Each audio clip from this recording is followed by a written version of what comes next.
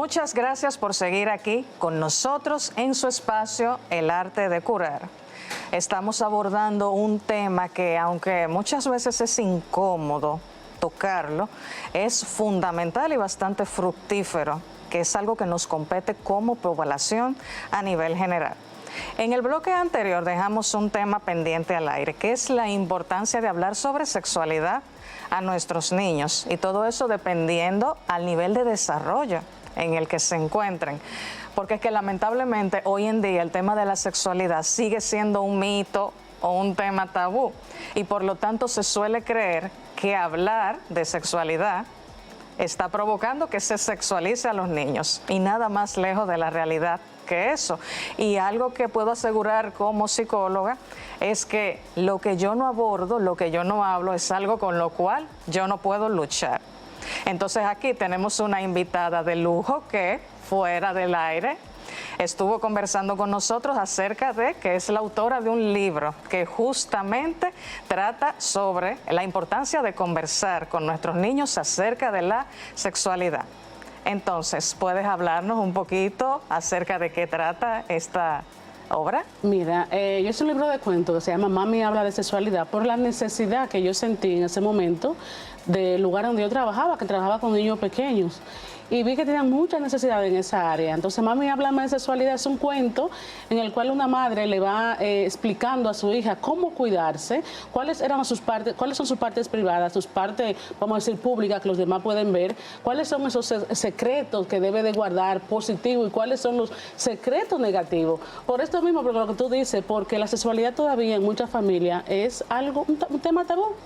Porque todavía los padres creen que hablar de sexualidad es hablar de penetración, es hablar de coito, cuando no se saben que la sexualidad es totalmente amplio en la vida de todos, no solamente en un niño. Entonces, ese tema o ese cuento surgió así, para conversar con esos niños, que los niños lo pudieran leer y que a los padres se hiciera fácil poder explicar a los niños cómo cuidarse y cuáles son las cosas que competen según la edad, porque el padre cree que hablar de sexualidad es, mira, tú vas a tener que hacer esto. No, no es así. La sexualidad se habla según la edad que tenga el niño. Por lo menos a un niño de 3 años tú le vas a hablar del cuidado del cuerpo, de cómo se llama cada parte del cuerpo. Ya a un niño de 9 años tú le vas a hablar de la parte que tiene que ver con la menstruación. Ya en la adolescencia tú le hablas de prevención de embarazo en adolescente. O sea, la sexualidad va con cada tema para cada etapa. Y eso, por eso que los padres tienen un poquito de miedo, porque todavía ven, no, que esto es algo negativo, y no es así.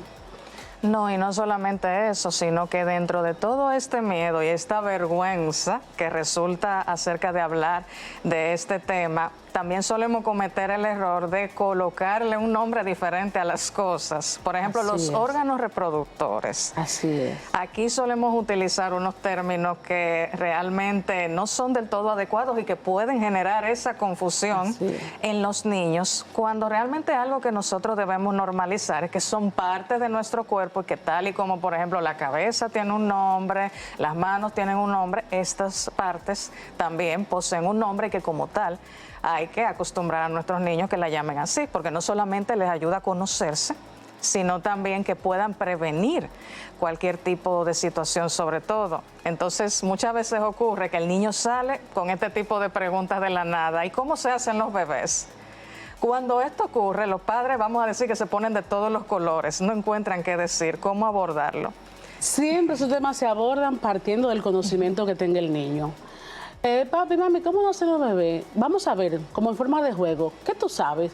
Ah, bueno, que son novios, un ejemplo, que después se casan. Casi siempre yo recomiendo a los padres abordar esos temas delicados según la información que tenga el niño. Ya hay un niño un poquito más grande que va a exigir otras informaciones, perfecto. Por si es un niño pequeño, bueno, papá y mamá se enamoran, se casan, empiezan a dormir juntos y ahí surgen los bebés. Va a haber un niño que te va a decir, no, papi, pero espérate, ¿pero qué pasó? Entonces ya tú te das cuenta que el niño está preparado para el siguiente paso. Bueno, papá y mamá se casan, tienen intimidad y ahí también surgen los bebés. ¿Qué yo le incluyo? Le incluyo casi siempre las gráficas de las partes de la trompa de falopio, del útero, la parte masculina, la parte... O sea, le pongo como fotos, no vulgares, sino informativas, de la parte de la mujer, la parte del hombre, y ahí le empiezo a explicar explicar, bueno, esta parte se une con esta y ahí pueden surgir un embarazo y ahí surge un bebé, de forma que sea para el niño aprender, no de forma morbosa, porque el morbo se lo ponen los adultos. A veces hay un niño que se está tocando su parte íntima y los adultos están así asombrados, pero el niño no lo hace con un fin de excitación, sino más con un fin de conocerse. Entonces, lo primero que hay que hacer es para los papás y mamás quitarse todos esos tabús, toda esa morbosidad y empezar a explicar al niño cómo debe ser. Si no sabe cómo hacerlo, buscar entonces ayuda.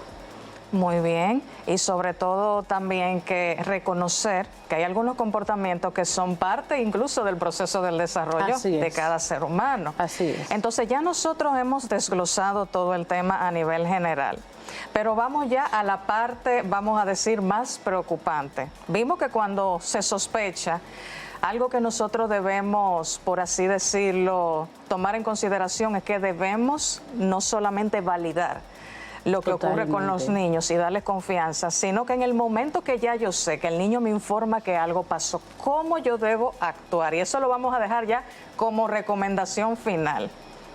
Bueno, siempre les recomiendo a los padres, busca un espacio tranquilo para hablar con el niño en el cual no haya violencia, que sea todo comodidad.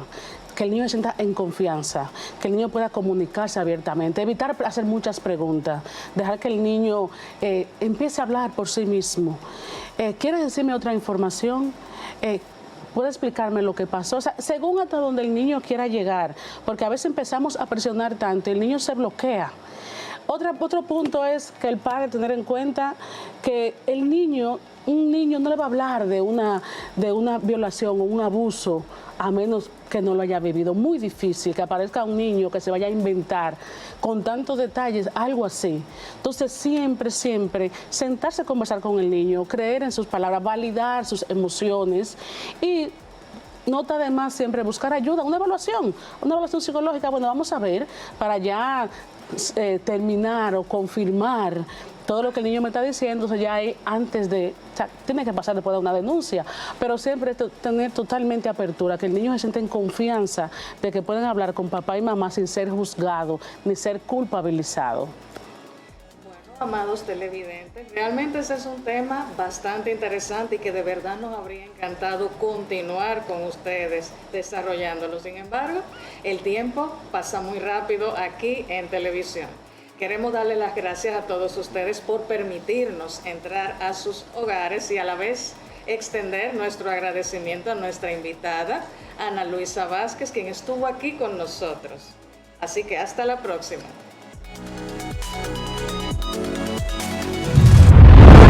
De curar, la mejor medicina es la medicina preventiva. Tomar medidas a tiempo para asegurar tu calidad de vida y la de tu familia.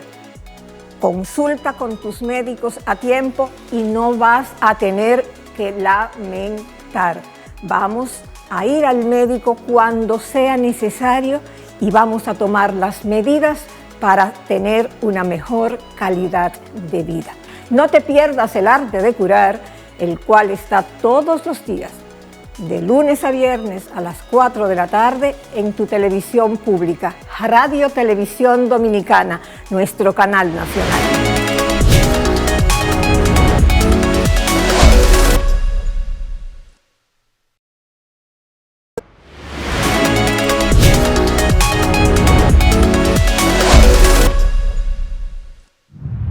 Cuando un niño le dice a sus padres que no quiere acercarse a determinado adulto sin tener la relación parental o de amistad que tenga, por favor no lo obligue.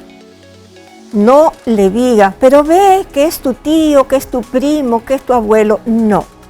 Los niños tienen un detector natural para determinar con quién se sienten seguros o no. Y en última instancia, es mejor precaver que lamentar. Los padres, los abuelos, los tutores, tenemos la obligación de crear el entorno más seguro que podamos y sepamos para nuestros pequeños. La situación del abuso infantil se sale de la mano y generalmente y lamentablemente los culpables están en nuestro entorno cercano. Son personas que tienen acceso a nuestras familias, a nuestros niños. Así que mucho ojo, nada de obligar a nuestros pequeños a tener afectos, a tener cercanía con quien ellos no deseen. Neri Esteves, psicólogo clínica, productora de El Arte de Curar. Gracias por continuar con nosotros. Aquí en El Arte de Curar, nosotros reconocemos que la información es poder. Y como la información es poder, es lo que realmente nos da esas herramientas para luchar contra un mal que realmente estamos visualizando hoy en día, no solamente en nuestro país, sino a nivel general.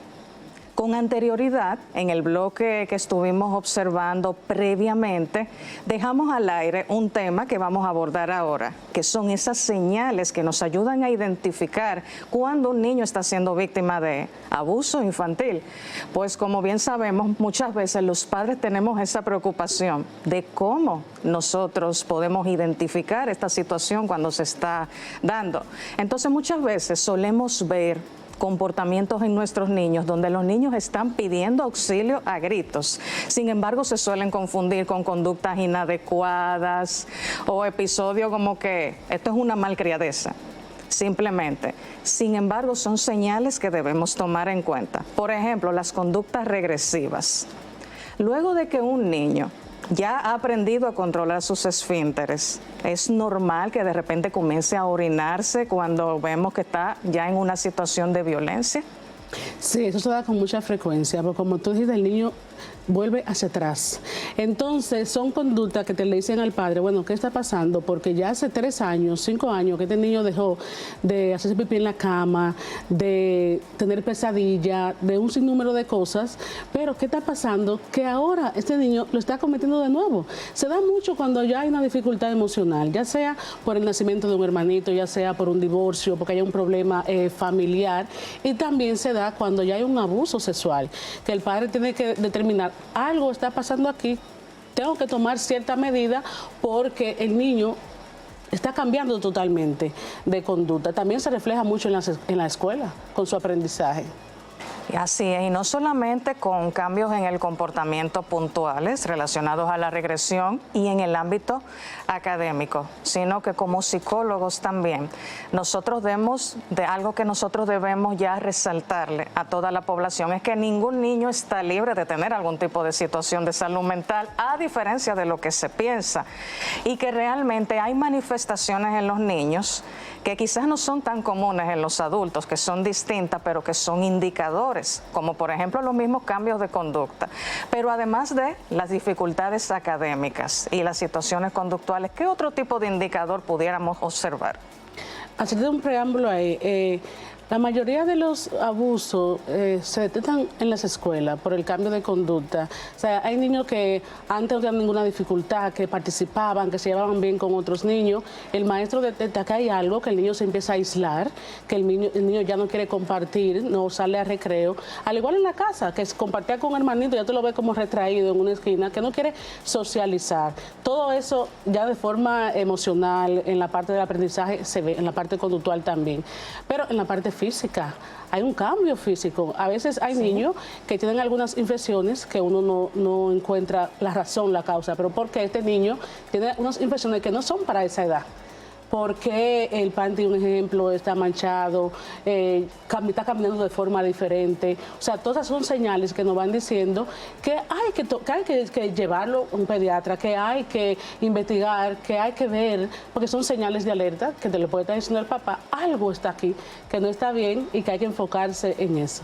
Exactamente, y no solamente eso, sino que también podemos observar cambios en lo que se refiere a las acciones del niño que son justamente propias del comportamiento de su edad, al momento de jugar, al momento de realizar alguna actividad lúdica, como dibujar, entre otras. ¿Qué señales nosotros podemos ver aquí? ¿Cómo puede, por ejemplo, cambiar en el juego, en los dibujos? ¿Qué se puede observar cuando un niño está siendo víctima de esta circunstancia? Mira, tanto en el juego como en los dibujos, hay muchas señales que nos pueden decir, ve por esta línea. O sea, cuando te ve un niño jugando, el niño proyecta en el juego lo que puede estar viviendo.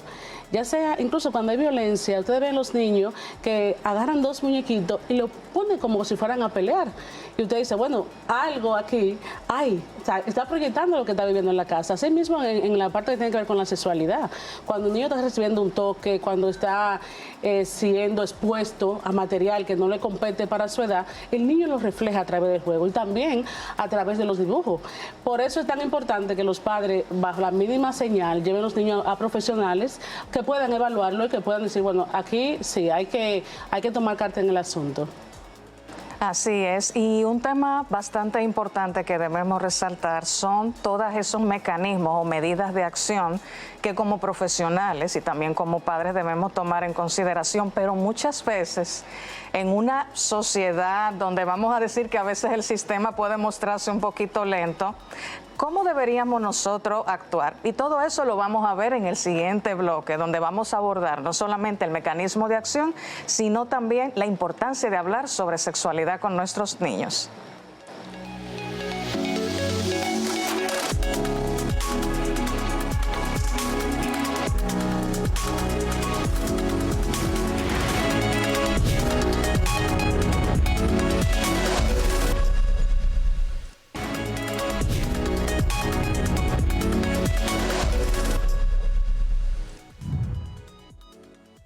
Gracias por seguir en sintonía con nosotros aquí en nuestro espacio, El Arte de Curar. En nuestro bloque anterior estuvimos abordando acerca de todas esas señales o indicadores que nos pueden a nosotros mostrar que un niño puede estar siendo víctima de abuso infantil. Dejamos una pregunta al aire que tiene que ver sobre esos mecanismos de acción. Todas esas acciones que tanto como padres y profesionales en el ámbito de la salud mental, así como las autoridades de nuestro país, debemos tomar para poder prevenir, y no solamente prevenir, sino en el momento ya de que ocurre la situación, hacerlo inmediato. Entonces, ¿de qué manera debe manejarse no solamente ya en materia de psicología los profesionales del área de la salud mental, sino que en muchas ocasiones en un sistema, ya muchas veces a nivel público, que la situación parece estar un poquito lenta o que presenta dificultades? ¿Cómo nosotros debemos actuar? En primer lugar, yo me iría más a donde los padres. Cuando los padres se dan cuenta que su niño está siendo abusado o muchas veces está violado, ya porque son cosas diferentes, primero es actuar con calma, aunque sé que es difícil, pero si el padre se altera, se violenta, el niño no va a comentar lo que está pasando, va a tener temor de lo que el padre pueda llegar a hacer. Entonces, totalmente con calma, preguntar, escuchar, más sin interrumpir. Otra cosa es que el niño no vea que el padre que tiene dudas, que no le está creyendo. Cuando el niño se siente que por más que diga, no le van a creer, muchas veces se siente culpable y decide no hablar. Mejor quedarse en silencio, porque si lo voy a decir y no me va a creer, y también que el niño generalmente casi siempre se siente culpable.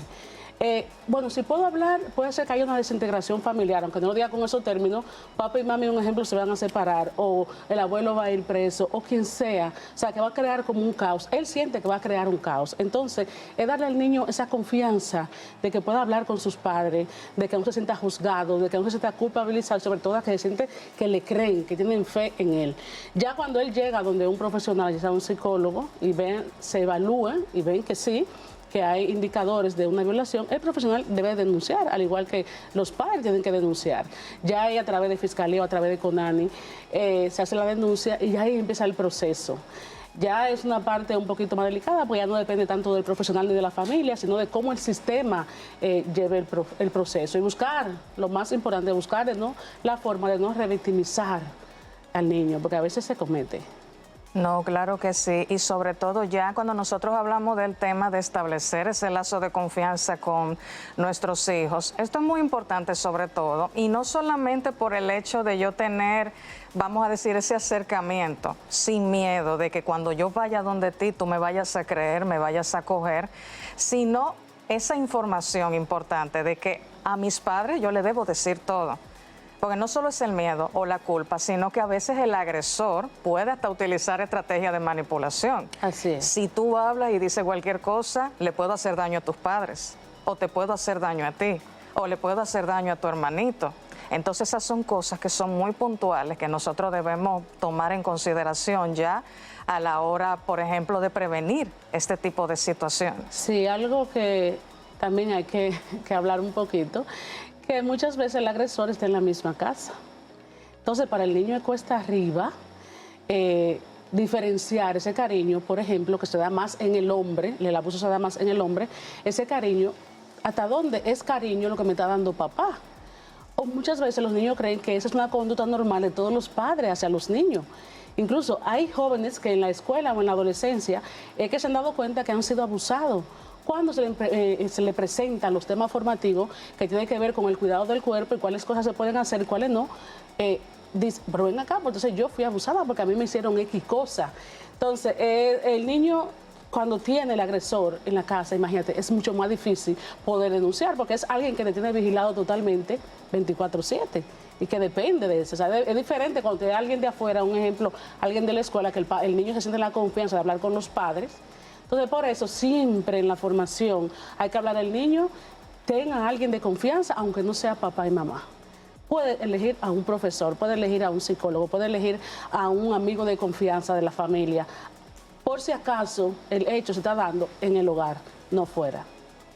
Exactamente, por eso es que es importante que nosotros resaltemos que, aunque para la sociedad muchas veces como padres pueden catalogarlo como exagerado, es importante saber que nosotros no debemos confiar a nuestros hijos a todo el mundo. Así que para el siguiente bloque vamos a seguir abordando el tema que tenemos pendiente y que realmente es fundamental, hablar de sexualidad con nuestros niños.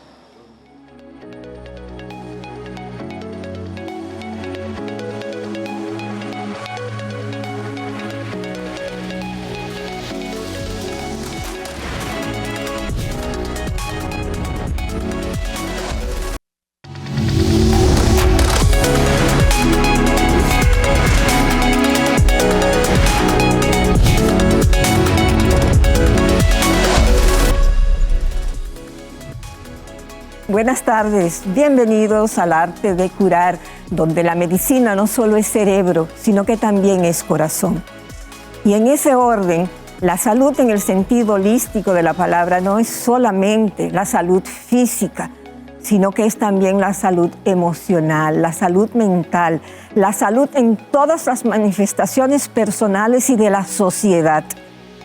Por ende, para nosotros, la salud mental es determinante para que haya salud, no solo en una persona, sino también en las familias, en esas personas que forman el ente socializador por excelencia de la sociedad, que es la familia, la encargada de la más importante de las tareas que dejó el Creador, que es formar familias con valores que puedan ir transmitiendo la cultura de la manera correcta.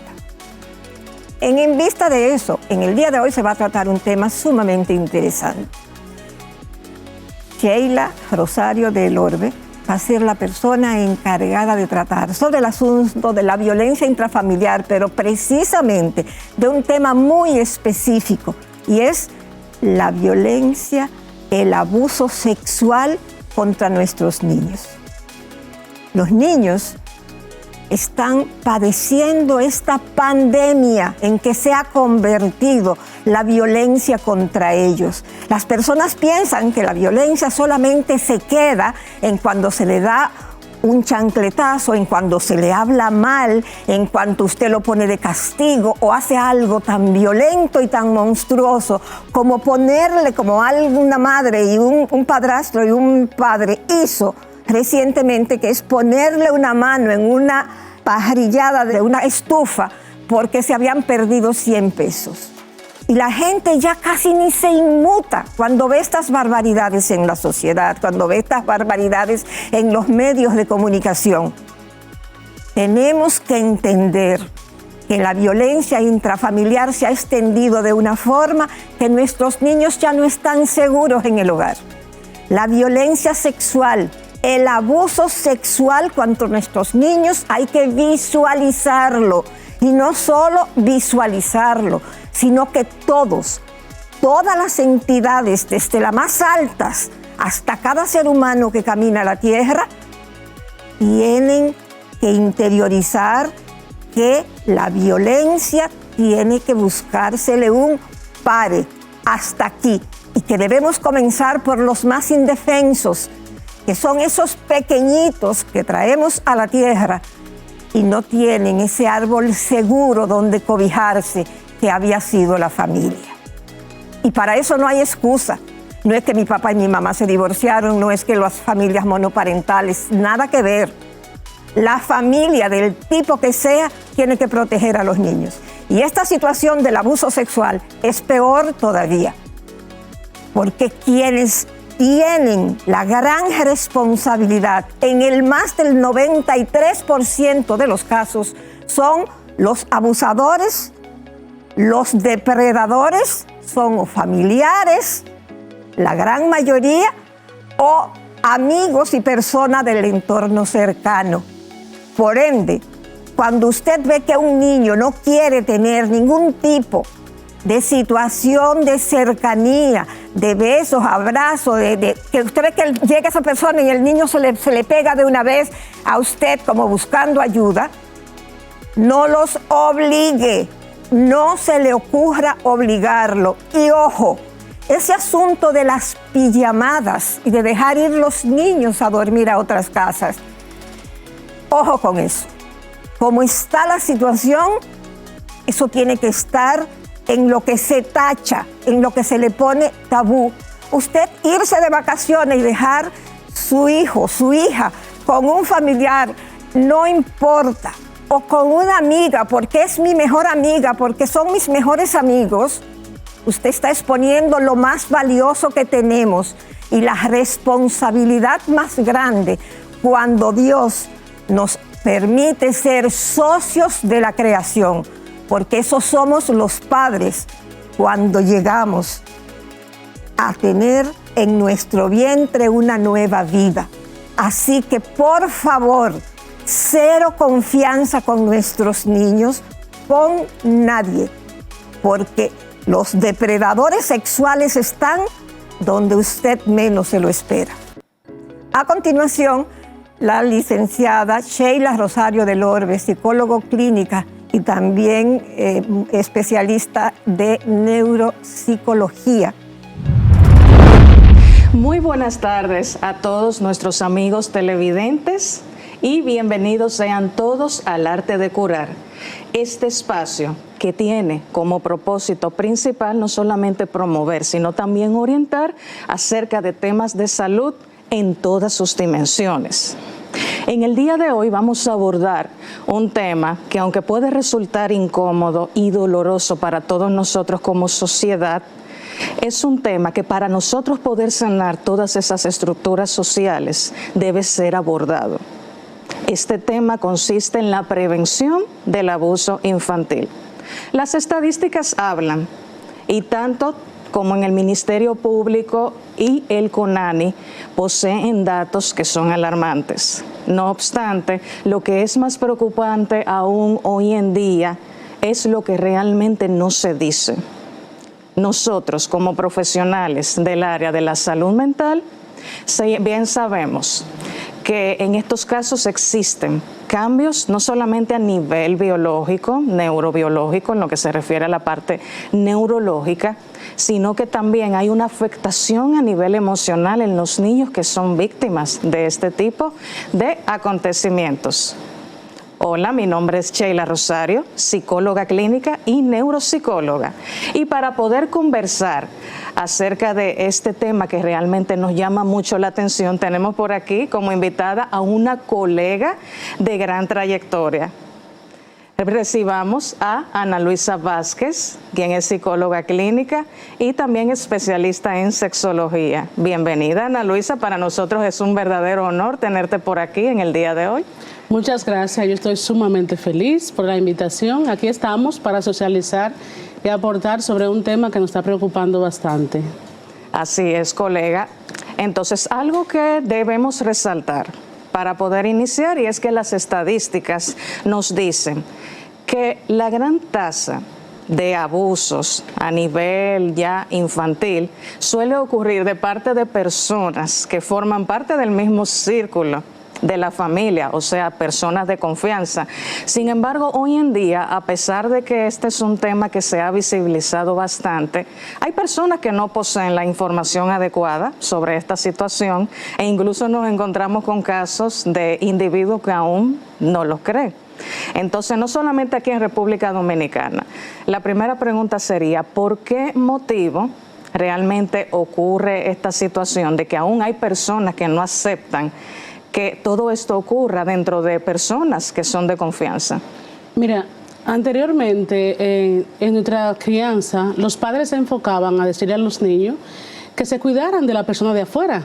Siempre era, tienes que cuidarte, no te dejes tocar, no te montes en ningún vehículo, pero muy pocas veces alertaban al niño de lo que podía pasar dentro de la casa. Y como dijiste, la mayoría de los abusos se dan, el 93%, según estuve revisando estadísticas hasta en otros países, se dan con persona conocida. Creo que esto influye más por la confianza que tiene el niño con la persona que ya conoce. Cuando alguien desconocido se te acerca, hay una señal de alerta, pero cuando ya papá, un tío, un abuelo, alguien dentro del entorno donde se desenvuelve el niño, ya es un poquito más fácil lograr acometer ese abuso, porque el niño no tiene señal de alerta. Entonces dice, bueno, cuando viene a ver esto es un trato, cuando viene a ver esto es una caricia, cuando viene a ver esto es un te quiero, y no ve las señales de alerta como lo haría con un desconocido.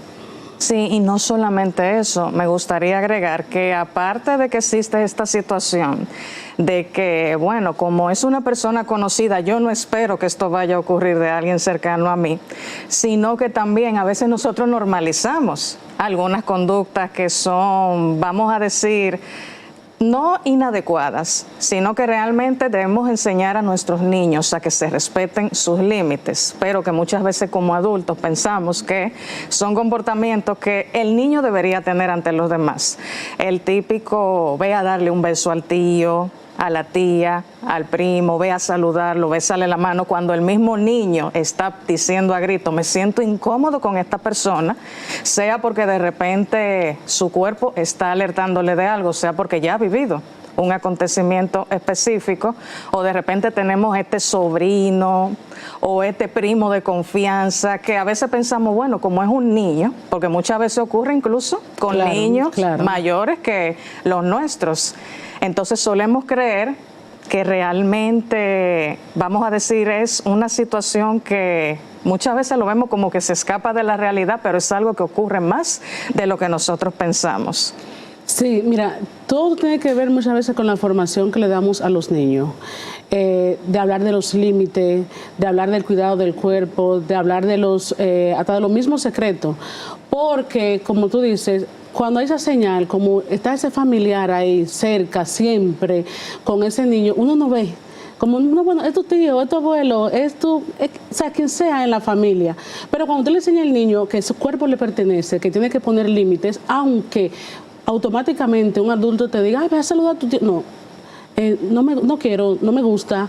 Pero también otra cosa es que el adulto debe de ver cómo el niño reacciona ante este familiar. Porque a veces se lleva muy bien con alguien conocido, pero el niño te dice, ya yo no quiero ir para donde tal persona, ya hay una señal. Pero papá y mamá tienen que estar también preparados y formados en esa área para saber que detectar lo que puede estar pasando. Totalmente de acuerdo. Y para seguir desglosando este tema, vamos a hacer una pequeña pausa y en el siguiente bloque vamos a seguir abordando cuáles son esas señales y características que debemos identificar.